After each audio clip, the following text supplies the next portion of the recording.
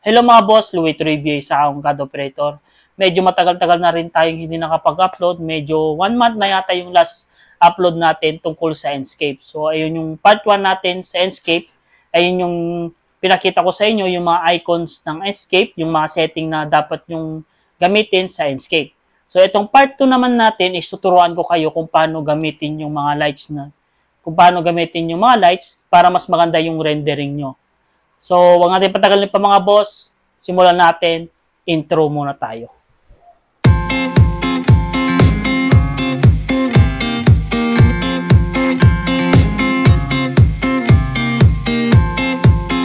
Simulan natin mga boss. Ito yung i-render natin sa interior design. So, iuunahin natin yung lights. Tuturuan ko kayo kung paano gamitin yung lights mga boss. So, punta tayo sa loob muna natin para makita natin yung loob ng i-render natin. So, ito siya. So, zoom in natin. Nakapasok na ba tayo? Yan. So, ito yung i-render natin. So, makikita nyo. Ayan. Tapos, ito. Ganito yung itsura niya. Yan. So, unang gagawin natin, maglalagay lang tayo ng section natin para hindi tayo mahirapan. Kasi pag nag-zoom in, zoom out tayo, bigla tayong lalabas, biglang sasalpot sa mga wall. Para hindi kayo mahirapan mga boss, gawa kayo ng section nyo.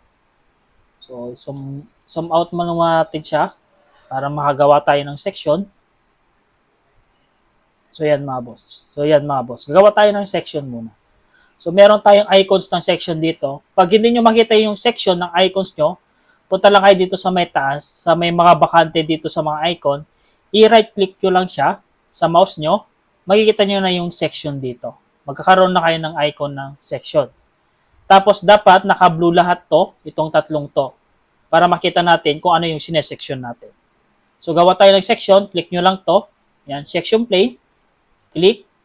So maglalagay tayo ng section dito sa area na to. Yan. Kapag okay na, yan, naka-create na kayo ng section, ang gagawin naman natin, i-move natin tong section natin para makita natin yung mga ginawa nating mga model dito sa interior. So, click natin to.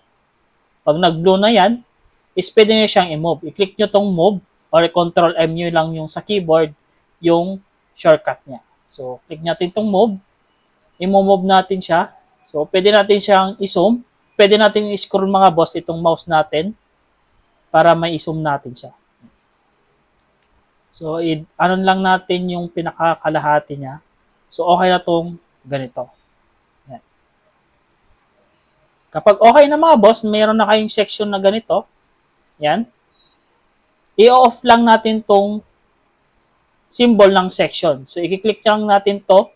Yan. Display section plane. I-off lang natin siya. Pagka-off natin, pwede na tayo mag-start at maglagay ng mga lights natin. So, ito na yung model natin mga boss. Yan. So, ang gagawin natin is pupunta muna tayo sa start ng Enscape. So, sa Enscape naman, ito yung icons ng Enscape. So, tinuro ko na sa inyo kung ano yung mga icon ng... So, tinuro ko na sa inyo sa unang part natin ng Enscape yung mga icons na ginagamit natin dito. So, ito yung start. Start Enscape. Click nyo lang siya. Wait lang natin mag-loading hanggang mag-start or mag-open yung Enscape natin. So, ayan mga boss, nag-pop up na yung Enscape natin. So, nasa loob na tayo ng Enscape. Yan. So, makikita nyo mga boss, itong ano natin is medyo parang sobrang liwanag or hindi naman siya maliwanag. Parang medyo yellow siya, tapos parang ang init tingnan. So, ang gagawin natin is i-adjust natin yung mga setting nito. So, makikita nyo, wala tayong background. Ang background lang natin is yung cloud. So, pag naglalagay kayo ng background, punta kayo dito sa may parang mata dito or visual setting niya. So, i-click lang natin yan, makikita natin yung mga setting dito. So, pupunta kayo dito sa sky. Yan. Sa sky naman is meron tayong makikitang mga naka-plug in na dito sa Enscape. So, yung desert. Yan. Tapos, forest, mountain, yan, construction site. Meron na dyan mga boss. Pero hindi tayo gagamit ng dito ng mga background natin. So, gagamit tayo ng HDRI para mas maganda yung mga background natin. So, para makapagpili din tayo ng mga background na gusto natin. So, punta lang tayo sa Google Chrome.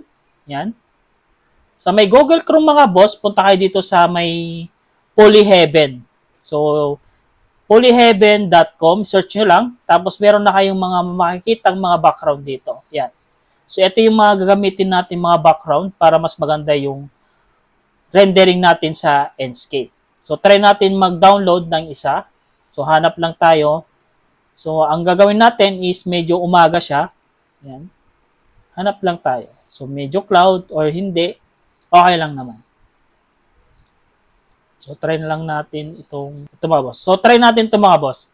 So, pag okay na yan, pwede na natin siyang i-download. Dapat naka 4K siya. Yan, 4K. Tapos, HDR ang nakalagay. Tapos, pwede na natin siyang i-download. So, wait lang natin siya hanggang sa ma-download. Kapag na-download nyo naman siya mga boss, pag naka-download na kayo ng background yung mga boss dito sa Polyheaven, pwede na tayong bumalik dun sa setting ng Enscape natin dito. Tapos, punta kayo dito sa source natin. Ipindot nyo lang yung Skybox. So, sa Skybox, meron kayong makikita ditong parang folder. Load Skybox from file. Yan. Click natin yan. Hanapin nyo yung dinownload nyo na background mula sa Polyheaven. So, punta kayo sa downloads. Ito na siya mga boss. So, click natin to. Tapos, i-open natin. So, wait lang natin hanggang mag-loading. So, ito na yung background natin na download. So, ang gagawin naman natin is dapat, so, isusum lang natin para makita natin yung lights na pumapasok dun sa interior natin. So, makikita natin medyo yellow pa din siya. Tingnan. Ang gawin nyo dyan is dapat naka-brightest points as sun direction niya. So, gagamitin natin yan para yung gamit nating HDRI na background is ayun yung pinakasan natin. Zoom out lang natin yan. So, kapag nirotate ko yan, magro-rotate din siya. Yan. Makikita nyo, medyo mas maano na siya. Yan. So, ang gagawin natin is medyo pakita natin yung pinaka-shadow na dito. So, try natin yung ganyan. So, makikita nyo mga boss, yung lights natin papasok dito sa interior natin, medyo nagbabago na siya.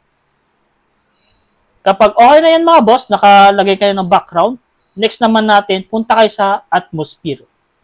Sa atmosphere naman, dapat itong sun brightness natin, dapat naka-off na to. Yan. Or naka 2% or depende sa inyo. Sa ano nyo. So, depende sa inyo, mas maganda na sa 2%, 3%. Kung makikita nyo, nagbago na yung sa interior natin, yung lights na pumasok. Yan. Diba? Pero naka-section pa din ako, pero pag ginanon ko siya, zoom in ko is normal pa din na yung pumapasok sa light natin. Yan. Kung okay na siya, punta naman tayo sa image. Sa image naman, itong control temperature, pwede nyo siyang igitna. Yan. Nakagitna na siya. Tapos sa main natin, so yung exposure natin, yung auto exposure, i-off lang natin siya. Para yung exposure niya, pwede natin siyang i-adjust. So, uncheck nyo lang yung auto exposure, kayo na lang mag-adjust. So, kunwari ganyan, or ganito. Yan. So, medyo madilim lang natin ng konti na ganyan kasi maglalagay tayo ng mga lights natin. So, kapag okay na, yan, yung i-off pa natin or medyo ganyan ng konti, yan, okay na siya. Yan.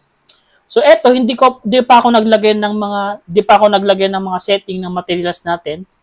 So, sa next video natin, maglalagay tayo ng materials natin. Kung paano natin siya titimplahin, paano natin siya gagawing glass yung doors natin, yung windows natin, yung mga glass natin para maging reflection, lahat-lahat dun sa next video natin. So, ang gagawin muna natin, itong lights muna natin. So, kapag okay na, ganyan muna kadilim mga boss kasi maglalagay tayo ng lights. So, idadrag lang natin ito mula dito sa may taas. Tapos, i-click nyo lang tong paint bucket para magpakita yung mga materials natin dito sa SketchUp. So, meron tayong dalawang dito, yung materials sa SketchUp, tapos materials dito sa Enscape. So, try natin i-on yung Enscape Material Editor. So, dalawa yung gagamitin natin.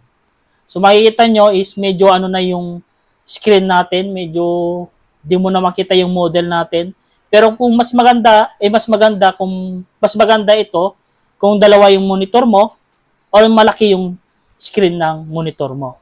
So kung laptop yung ginagamit mo, pwedeng mas maganda na dalawa yung monitor mo para yung itong Enscape na to is idradrag mo doon sa isang monitor. Tapos pwede ka na mag-edit dito. So sa atin kasi malaki yung monitor natin is kaya pa naman itong i-accommodate itong mga nilalagay natin setting dito, itong materials na to. Kasi kailangan natin itong materials ng Enscape, kasi kailangan din natin itong materials ng SketchUp. Para sumunod itong Enscape dito sa SketchUp, yung pag sinom ko, isusunod din si Enscape. Ang gagawin nyo lang, i-click nyo lang to. Yan.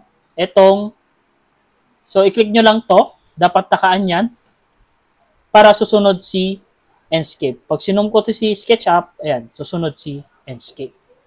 So ngayon is pupunta tayo sa mga lights natin. So i-drag lang natin to papunta dito. Zoom out natin. Tapos punta tayo dito sa lalagyan natin ng lights. So pag naglalagay kayo ng materials, ng lights, dapat para-parehas yung materials nyo. Makikita nyo dito, yan. Ito yung kulay niya. Yan, yung mga lights natin, ayun din yung kulay niya. Para mas mabilis natin siyang palitan.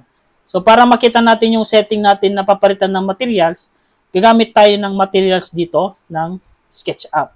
So, pindot nyo lang tong sample paint. Click nyo tong sample paint.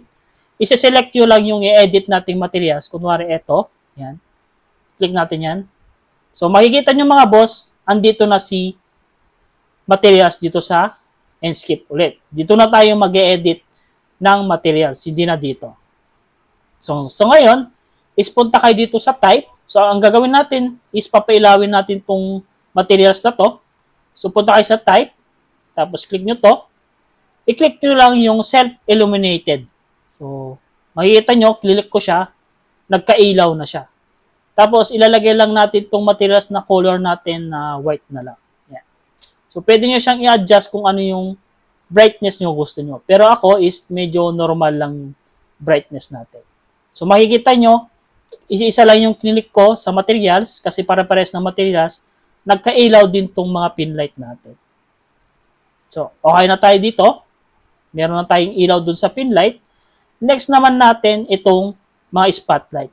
So, itong spotlight mga boss, lalagyan natin siya ng ilaw din. Hindi lang siya nakaganito. Para mas maganda pa siya tignan. So, ngayon, i-close na natin itong materials natin. Hindi natin kailangan to. Yan. Tapos hindi na din kailangan to or lagyan na lang natin dyan. So ngayon naman is lalagyan natin to ng spot. So punta tayo dito sa may Enscape object. Yan, yung plus sign na dito. So click nyo itong plus sign na to. Yan. Andito naman yung mga setting ng mga lights natin. Meron tayong sphere, spot, line, rectangle, tapos this.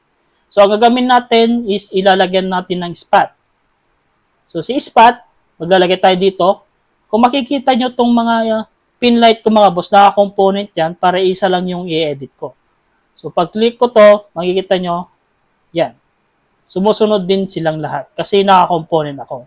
Kaya pag naglalagay kayo ng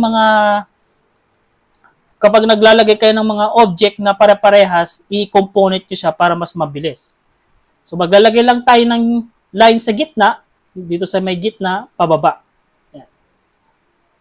So, makikita nyo, naglagay ako ng line, meron na din line yung mga ibang component ko. Kasi iisa lang sila ng component. So, next naman natin, maglalagay tayo ng spot. Light dito sa pin light natin, gamit ang spot. So, click natin yung spot, click, tapos ilalagay mo tong isang click dito, isang click ulit, pababa mo na siya, isang click, tapos isang click ulit. So, makikita mo nga boss, hindi siya nakaano dito sa component natin. Hindi siya nalagyan. So, ang gagawin natin, i-delete muna natin to. Dapat malagyan lahat. So, i-double click mo tong component na nilagay. So, i-double click mo tong pin light na naka-component. Yan. So, pwede mo na siyang lagyan. So, double click. Yan. Tapos, click natin yung spot. Lalagyan natin dito 1. Isang click ulit. Isang click ulit. Tsaka isang click ulit. Bali, tagdalawang click para malagyan mo. So, makikita mo nga, boss, is meron na tayong nakalagay na spotlight dito. Pero itong spotlight kasi na to is hindi siya masyadong, parang hindi siya katotohanan kasi isang diretsuhan lang siya na light. So ang gagawin natin is babaguhin natin to gamit tong IES na materials dito sa spot. So meron tayo dito, makikita nyo, meron akong IES dito mga boss. Ito yung mga itsura niya. Yan. Ito kasi diretso lang eh. Pero ito is meron siyang parang mga design mga boss. So meron ako dito. So punta tayo dito. Punta tayo dito sa my IES Light Collection. So meron ako mga collection dito, IES collection. Pwede nyo siyang gamitin. So itong folder na to, itong mga IES na component na to is lalagay ulit sa link. So kasama yung model tapos itong mga folder ng IES. So pwede nyo siyang gamitin. So try natin tong Best IES number 3 na collection. So meron tayong mga numbering dito, 1, 2, 3 hanggang 30. So pwede siyang gamitin. So ito na siya mga boss, yung IES na nakalagay dito sa may image na to. So try natin gamitin si IES number 29. So punta tayo ulit doon sa SketchUp natin. So click natin to. Ang paggamit ng IES o mag-import is meron kayong makikita dito na load IES profile. So check nyo lang yan. Tapos hanapin nyo yung folder ng mga collection ng IES. So ito to. Tapos collection, IES collection. Tapos best IES collection 3. Ilalagay natin is yung model 29 na IES. Ito yon. Yan. Ito. So close natin to. Ilalagay natin to. Click. Tapos open. So makita nyo is nakalagay na siya. Iba na yung itsura niya. Tapos ilalagay natin is luminous intensity. Sagad nyo lang siya. Pwedeng sagad, hindi naman siya masyadong, wag nyo naman isagad na masyado pala. Yan, medyo maliwanag na masyado. Ang gawin nyo is medyo ano lang siya, mga half lang siguro. Yan. So okay na yan. Tapos i-escape natin siya. Yan. So nalagay natin yung mapin light ng IES. Pwede natin din lagyan to. So magkaiba kasing component to, tsaka ito. Itong pin light na to. So ibang materials din to na pin light. So double click natin ulit to. So ipi-play lang natin yung ano natin yan. Tapos double click natin to. Yan. Tapos lalagyan ulit natin ng line dito na pang ano natin sa center line dun sa spot natin. Tapos click natin tong spot. Lalagyan natin to. One click. One ulit. Tapos click mo ng isa. Click ulit ng isa. Yan.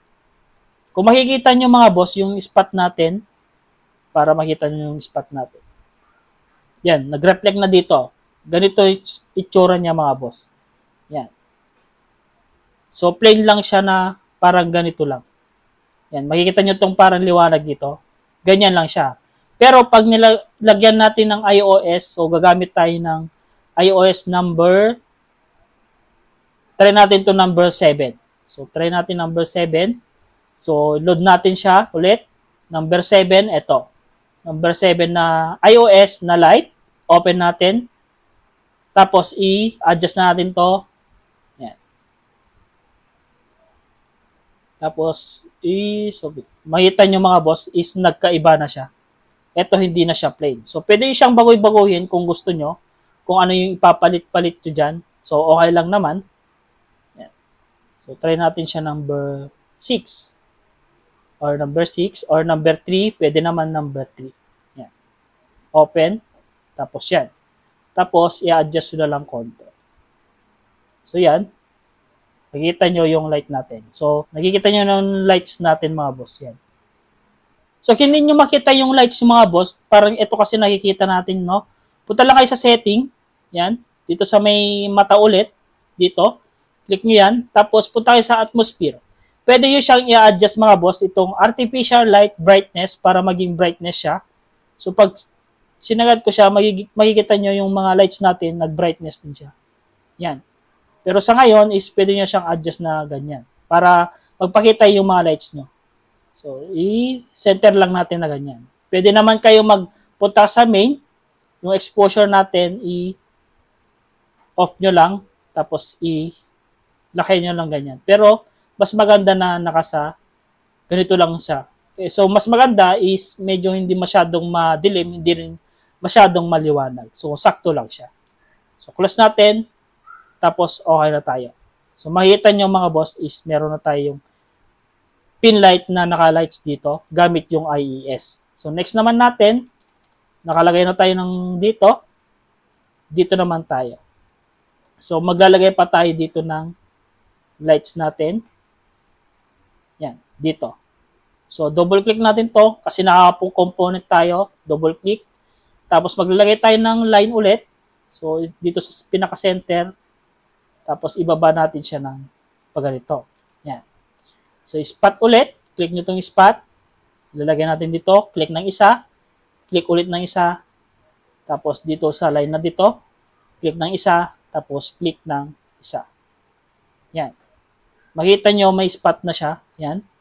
Pag brightness ko siya, magbo-brightness din yung ano natin. Pero, hindi mo natin siya masyadong i-brightness. So, sakto lang. So, gamit tayo ng iOS ulit. Hanap tayo ng pwedeng paglagyan yan. Siguro try natin tong number 29 na lang, mga boss. Or number 30. So, hanapin yung number 30. Ito, iOS number 30. Open natin.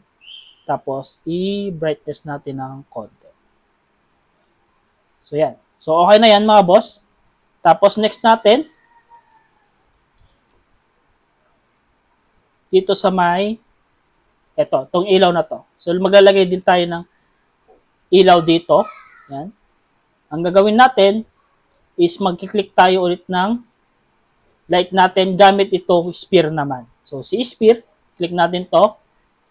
Kunin lang natin yung pinaka-center dito banda, tapos ibaba na lang natin siya. So, hanggang baba. Baba natin. So, dito lang. Yan. Tapos, yung brightness natin, medyo i-adjust natin ng konti. Mga ganyan lang siguro. Yan.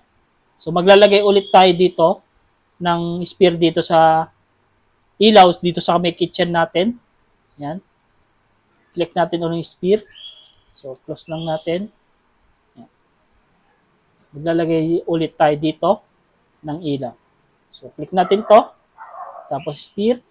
Click natin dito. Pababa naman.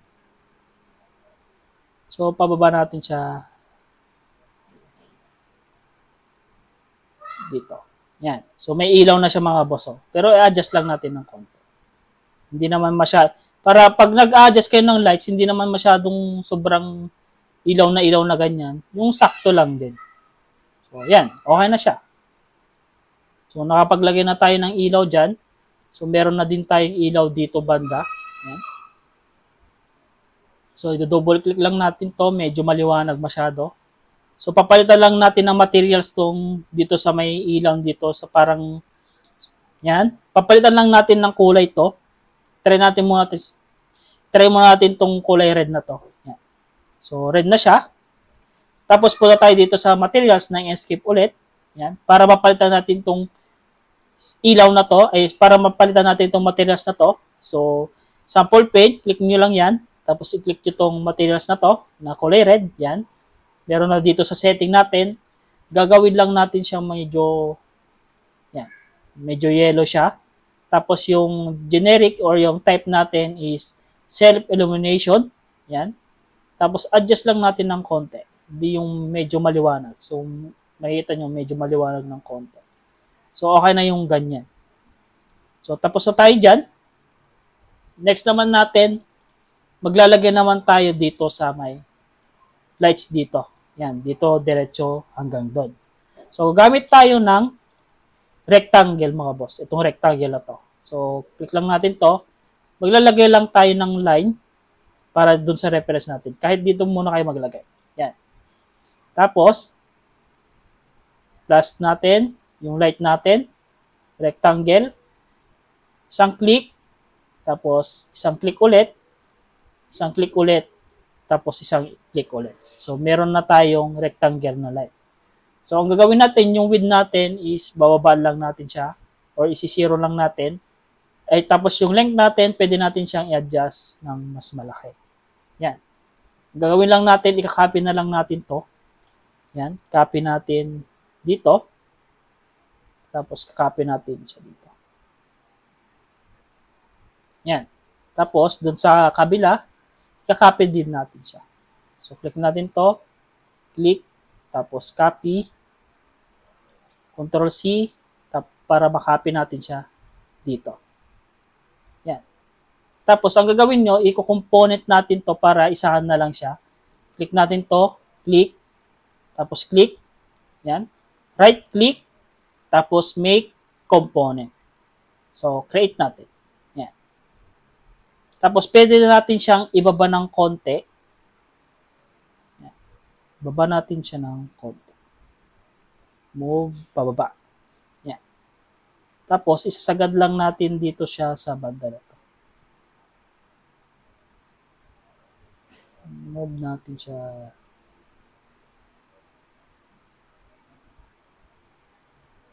Dito. Yan. Tapos, taas natin ng konti. So, yan. So, okay na siya. Pwede natin siyang i-adjust ulit. Double click. Yan. Pwede natin siyang gawing yellow. Or pwede natin siyang gawing red. So, makikita nyo, yung lights natin naging red siya. Pero, ang gagawin lang natin is medyo light lang siya ng konti. Yan. Tapos, i-adjust. Pwede mo siyang i-adjust ng konti yung light na ganyan. So, click natin. Yan. Dito.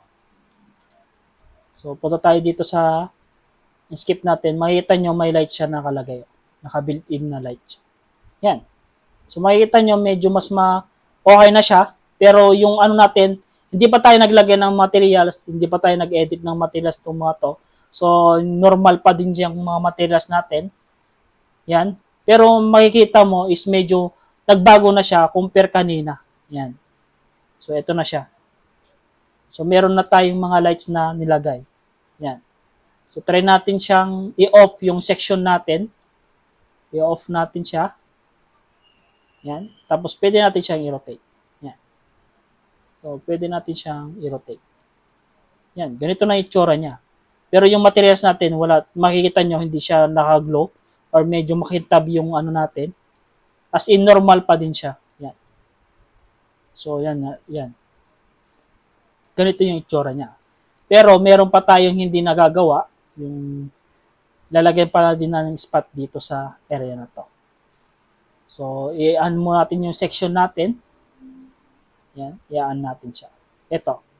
So, lalagyan natin to. Siguro, ang gagawin natin, i-copy natin to para mas maganda tignan.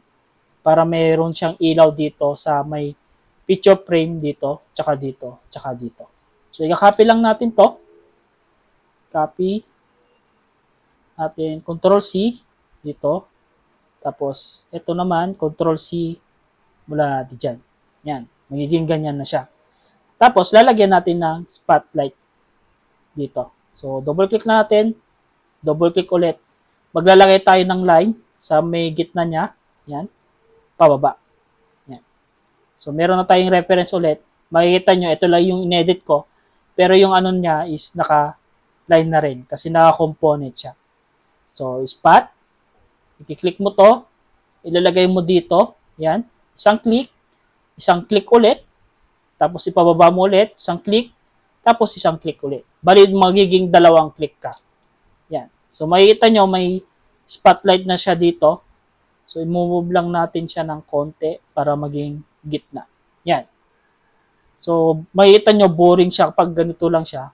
Pero, pag nilagyan natin ng iOS, so, click natin to. Hanap tayo ng pwede natin ilagay. So, try natin itong number 16. So, close natin to. Number 16, hanapin yung number 16. Ito. So, open natin. So, tapos, i-adjust natin yung lights niya. Yung sakto lang. So, yan. So, medyo pangit. Kung napapangitan kayo, pwede natin siyang palitan. So, try natin siya number 8 naman. Try natin yung number 8 or number 4 na lang. So, si number 4, try natin si number 4. Open. So, yan. Tapos, adjust natin ng konti. So, yan. So, mas maganda si number 4. Yan. Click natin. Yan. Makita nyo yung spot niya. Ganyan siya mga boss. Oh, yan. Ganun lang maglagay ng mga lights mga boss. So, simple lang naman. Ang maganda lang naman, ay ang importante lang naman is yung pag-adjust. Tapos, dapat, ito nga, sinasabi ko, yung sky mo, dapat gumamit ka ng HDRI galing dito sa may polyheaven para mas maganda. Sa atmosphere mga boss, dapat naka-off yung ano mo, dapat naka-off tong sun brightness mo kasi ang gagamitin mo na is itong brightness nitong ginamit nating na HDRI na background. So, ito na yung gagamitin mong brightness. So, makikita nyo, magba-brightness siya ng ganyan. So, pwede mo siyang adjust ng konti. So, yan. Tapos, ang importante din yung sa main, yung exposure mo is nakadepende kung kano mo siya. Or ganyan siya, or ganito siya. Yan. So, kapag na-adjust mo na yan, okay na lahat, pwede mo na siyang i-adjust or pwede ka na maglagay ng mga spear light, mga spotlight line, tapos rectangle dito sa ginagawa mo mong model mga boss. Yan. So, sobrang dali lang mga boss. Itong mga folder na to, ito, yung mga iOS natin na folder, ibibigay ko sa inyo to kasama itong model na to mga boss para may reference kayo at magpraktisan kayo. So hanggang dito na lang ulit mga boss. Paalam na. Hanggang sa muli.